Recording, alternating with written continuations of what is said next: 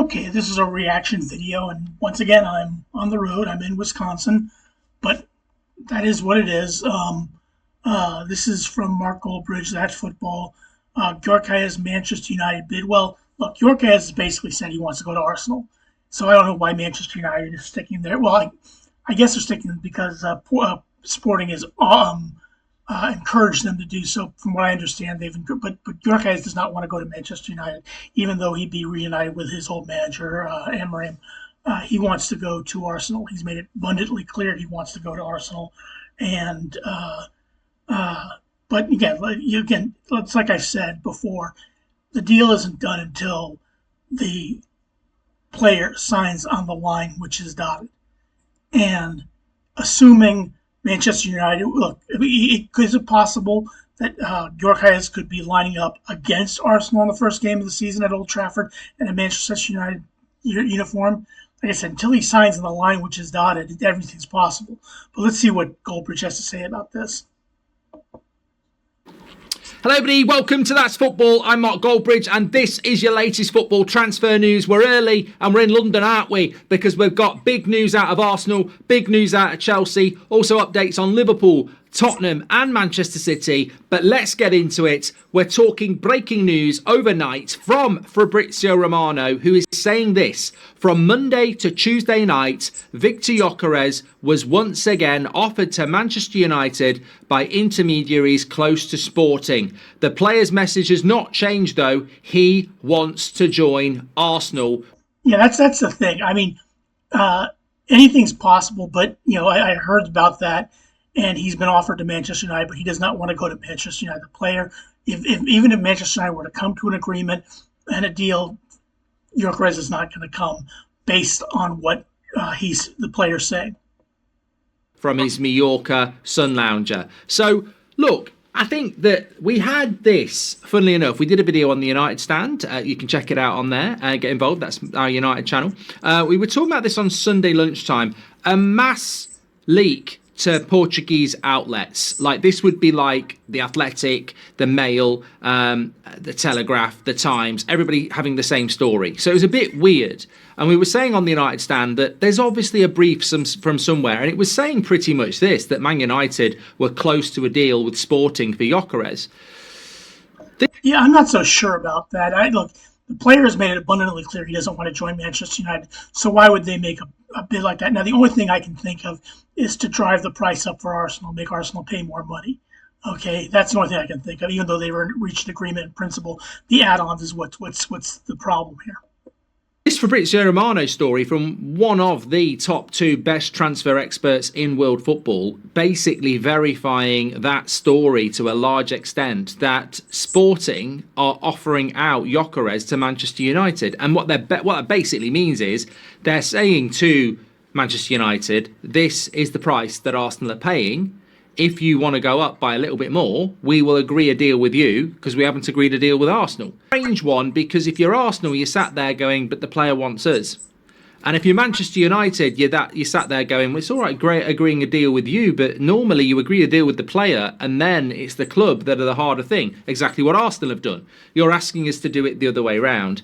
So I said on Sunday, and I'm sure anybody would agree with me on this, Manchester United finished 15th last year and we lost the Europa League final to Spurs.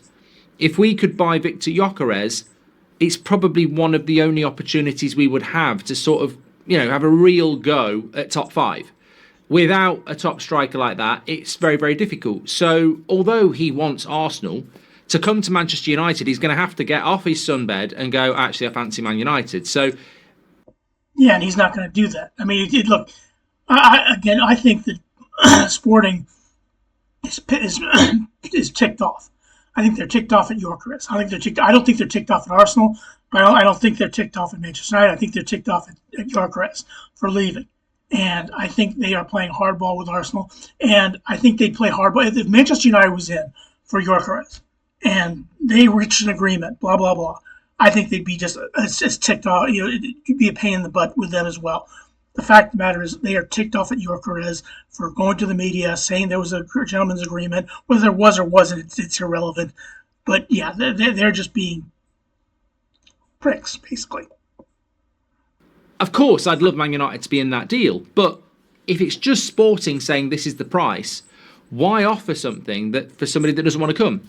So I'm quite relaxed about it. I think he's going to go to Arsenal. We'll talk about Arsenal's stance in a moment.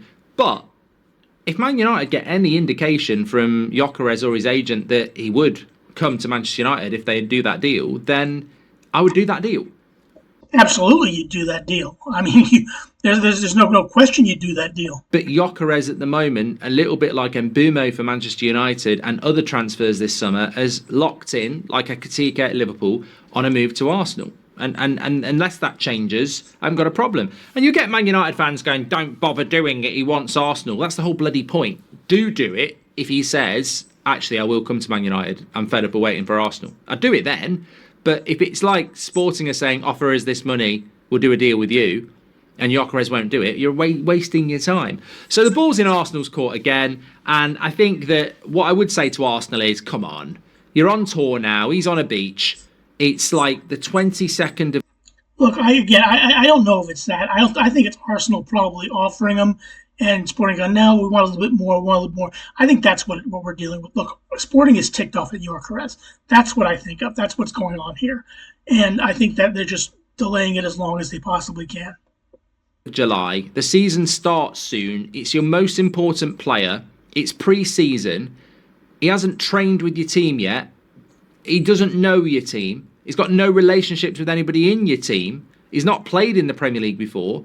It's pretty important. And I tell you what, if Gyökeres does go to Arsenal and he has a slow start, I think Arsenal fans are getting to a point now where they can say, look, I understand football's about finance and football's about reputation, but for £5 million, imagine the difference between winning the league and finishing second.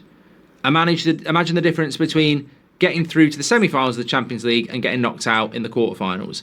And he is your main goal scorer, and you are starting to jeopardise your most important signings, suitability to your team and settling in period for £5 million. I don't know. Again, I don't know that that's it. Okay, I think Arsenal has probably said, okay, we'll agree. But Sporting's come back and said, no, we want a little bit more. No, we want a little bit more. Like I said, Sporting is ticked off at Gyökeres. That is the bottom line. They do not want to lose him, and they are ticked off about having to lose him. What the obsession is with not paying 60 million up front for Gyökeres when he's the biggest scorer in Europe last season and he's only just 27. I don't get what it is that they feel they're getting mugged off for, because I just don't see it. So I think it solves every problem if Arsenal just get on with the deal, but it feels like it's as I said before, it's a bit about we're not giving Sporting what they want, and Sporting are like, well, we're not taking what Arsenal want to give, and actually for all parties just get on with it. But I 100%, if Gyökeres at any point said, yeah, I quite fancy a move to United should hijack it. Give us your thoughts on that. Well, I don't know about hijack. I know they call it hijacking, but look, unless the player signs, look, if there's a 1% chance Manchester United getting Gyökeres, if I'm Manchester United, I would take it. Okay, I would absolutely look into it and seriously take it, because that would be a hell of a pickup for Manchester United as well as it is for Arsenal. Also, big story coming in last night, this time from Ben Jacobs, Chelsea contacts, saying that Chelsea are now proceeding with Xavi Simons talks this week with a deal possible for under 70 million euros. Leipzig paid 50 million fixed, but not all the 30 million add-ons. Yeah, Xavi Simons has been linked to Arsenal as well, but Arsenal is looking at Eze. Xavi Simons would be a fantastic pickup for any team, but Chelsea looks like they're going to get him. Have been paid, allowing for a cheaper package. As revealed, PSG retain a sell-on. Arsenal also keen on Simons, but Chelsea first to make club-to-club contacts. I think we all know, we've played the game. If Chelsea get involved in a deal, then it tends to get done. And it's certainly one to keep an eye on this week. They move quickly, don't they, Chelsea, as we know, and we know they want another attacking midfielder. So Chelsea fans, would you be happy with that? I'm losing track. Esteval, Gittins, Pedro, Simons. You've got to have bought other people. Delap. So, yeah, I mean, look, I would say that's probably going to happen now, because when Chelsea initiate talks with a player, they're not the sort of club that doesn't get the deal done. So Xavi Simons, I think there's a good player there. Every time I see him. Yeah, he's a solid player. He's a very good player. Plays for Leipzig and outstanding player. And again, another player that Arsenal's looking at that Chelsea's going to go get. And it's sporadic. I think there's a good player there. It's almost like he needs the platform, and maybe the Premier League will fit in perfectly. So keep an eye on that one. It looks like it's going to happen. It sort of diminishes this story that was in the, I think it was in the Telegraph, that Aston Villa, Chelsea, and Tottenham are monitoring the situation of Alejandro Garnacho at Manchester United, with clubs believing the Argentinian international could be available. Yeah, Garnacho would be a big sell for Manchester United. They should be able to get a good price out of him. For about £40 million. Obviously, as a United fan, again, I was talking about this on the United stand yesterday. In January, I think United might have wanted £60 million for Garnacho, and I'd be interested, because there's a lot of non-United fans here, what you would value Garnacho at. 40-50 million pounds is what I would say. Because I would actually take him if I was Villa, Tottenham, Brighton. I think he's only just 21. If he can sort out his attitude, his consistency in availability and talent, he's always available. He just needs to grow up a little bit. So I think there's a player there that, if you're Brighton and you had £40 million and he wanted to do it, I'd buy him, and then in 2 or 3 years' time, you're probably selling him for 70 if you can develop him. But he's not worth. Yeah, Garnacho's not worth 70 million or 60 million, but 50 million pounds around there. That's what a winger is generally going for these days. So yeah, 60.